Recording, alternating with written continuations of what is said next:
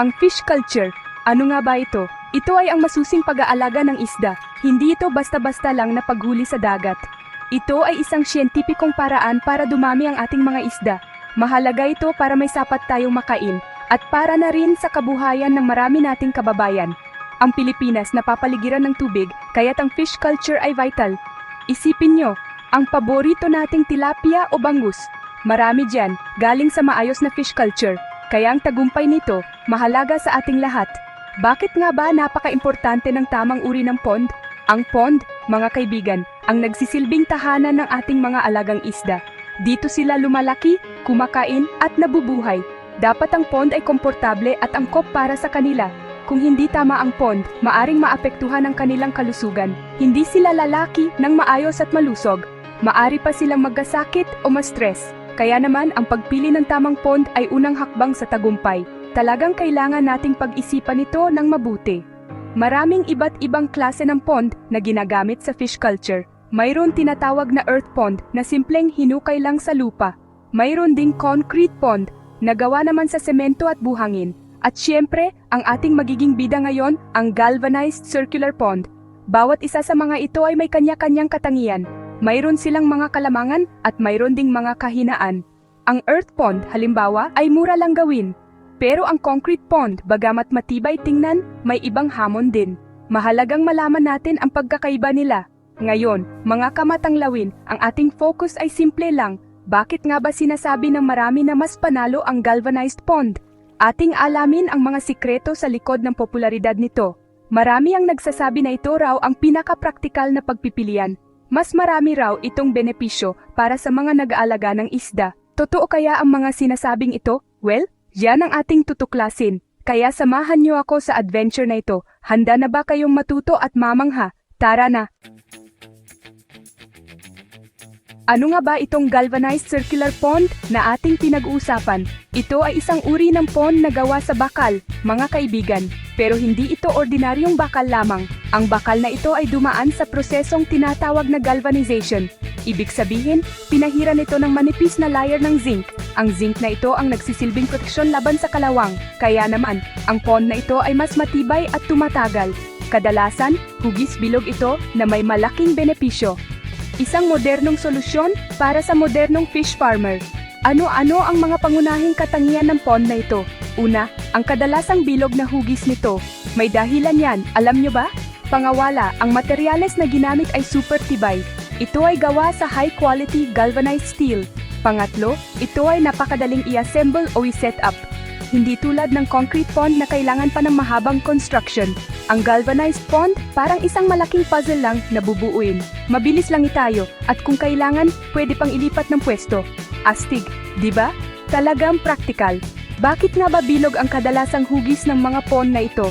Ang bilog na disenyo pala ay may malaking advantage. Nakakatulong ito para mas maganda ang sirkulasyon ng tubig sa loob. Kapag maganda ang daloy ng tubig, mas pantay ang distribusyon ng oxygen. Ang oxygen ay mahalaga para sa kalusugan ng mga isda. Isa pa, dahil bilog, ang mga dumi at tirang pagkain ay madaling naipon sa gitna. Kaya naman, mas madali itong linisin. Walang mga kanto-kanto, walang tagwa ng dumi. Simple pero epektibong disenyo. Paano naman ito naiba sa ibang uri ng pond? Tulad ng plastic o liner ponds, ang galvanized pond ay talagang mas matibay at pangmatagalan. Ang mga plastic tank, bagamat mura, ay maaring madaling masira o mabutas. Ang mga pond naman na gumagamit lang ng pond liner ay pwedeng mapunit. Pero ang galvanized steel? Naku, ibang usapan yan.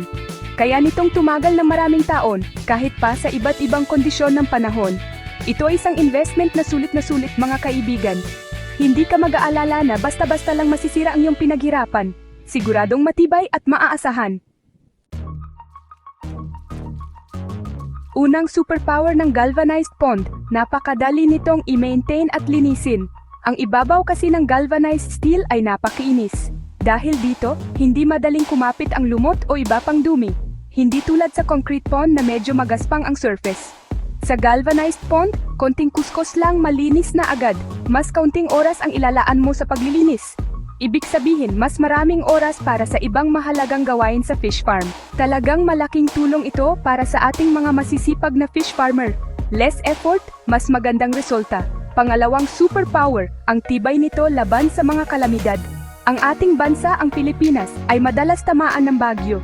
Minsan, may mga paglindol pa. Ang mga traditional na concrete pond maaring mag-crack o masira dahil dito. Pero ang galvanized pond, dahil gawa ito sa matibay na bakal, ay mas matatag. Kaya nitong harapin ang malalakas na hangin at pagyanig ng lupa. Ito ay isang mahalagang konsiderasyon, lalo na sa ating bansa. Ang tibay nito ay parang insurance para sa inyong investment. Protektado ang inyong mga alagang isda. Pangatlong superpower, kung sakali mang masira, madali itong ayusin. Kahit gaano pa katibay ang isang bagay, may posibilidad pa rin itong magkaroon ng problema. Pero ang kagandahan sa galvanized pond, kung may maliit na butas, madali itong i-patch. Kung sakaling may isang panel o parte na nasira, pwedeng iyon lang ang palitan. Hindi kailangan gibayin ang buong pond. Hindi tulad sa concrete pond na kapag nagkaroon ng malaking crack, naku, malaking trabaho at malaking gastos ang kailangan para maayos ito. Sa galvanized pond, mas simple at mas mabilis ang solusyon. At syempre, ang epekto nito sa kalusugan ng ating mga isda ay napakaganda. Dahil madaling linisin ang galvanized pond, mas napapanatiling malinis ang tubig. Ang malinis na tubig ay katumbas ng mas malusog at mas masiglang mga isda. Mas konti rin ang stress na nararanasan nila dahil hindi sila madalas na istorbo para sa malawakang paglilinis. Ang magandang kalidad ng tubig ay susi sa mabilis nilang paglaki. Ang resulta, mas maraming huli at mas magandang ani. Talagang panalo ang mga isda, panalo rin ang may-ari. Ngayon, ikumpara natin ang galvanized pond sa traditional na concrete pond. Ang concrete pond, bagamat matagal nang ginagamit, ay may mga sariling hamon. Una, matagal itong itayo at mas malaki ang initial na gastos sa materyales at labor. Pangawala, kapag matagal, madali itong mag-crack o magkaroon ng bitak. Lalo na kung hindi pulido ang pagkakagawa o kung may paggalaw ng lupa. Ang mga crack na ito ay maaring maging sanhi ng tagas ng tubig. Sayang ang tubig, at problema pa ito sa mga isda. At ang pag-aayos nito, magastos at matrabaho. Pagdating naman sa gastos sa maintenance, mas matipid ba talaga ang galvanized pond? Sa unang tingin, maaring mas mataas ng kaunti ang presyo ng galvanized pond sa simula. Pero kung ating susuriin sa pangmatagalan, dito lumalabas ang tunay na bentahe. Mas kaunti ang kailangang gastusin para sa maintenance at repair. Dahil sa tibay nito, mas matagal ang itatagal ng serbisyo nito. Isipin nyo na lang, mas kaunting aberya, mas tuloy-tuloy ang operasyon, mas tuloy-tuloy din ang kita ng inyong fish farm. Kaya ang initial na gastos, tiyak na mababawi rin sa katagalan. Mayroon akong kwento sa inyo, mga kaibigan. Ito ay tungkol kay Katonio. Si Katonio ay isang masipag na mangingisda mula sa Laguna. Dati, ang gamit niya sa kanyang tilapia farm ay mga concrete pond. Sabi niya, "Naku, Kim, ang hirap! Palaging may sira, palaging may tagas." Malaki raw ang nagagastos niya sa pagpapaayos at sa nawawalang tubig. Nang subukan niya ang galvanized circular pond, ibang-iba raw ang naging karanasan niya. Ang laking ginhawa, sabi ni Katonio, mas mabilis na ang paglilinis. Hindi na siya gaanong nag-alala kapag may paparating na bagyo. Mas nakapag-focus na siya sa pag-alaga ng kanyang mga isda. Ang saya niya. Kaya naman, mga kamatanglawin, malinaw na malinaw, ang galvanized circular pond ay isang napaka-praktikal na pagpipilian para sa fish culture. Lalo na dito sa ating bansa, ang Pilipinas, kung saan kailangan natin ng matibay na solusyon. Ito ay matibay laban sa mga hamon ng kalikasan, madali itong alagaan, linisin at kung kailangan, ayusin.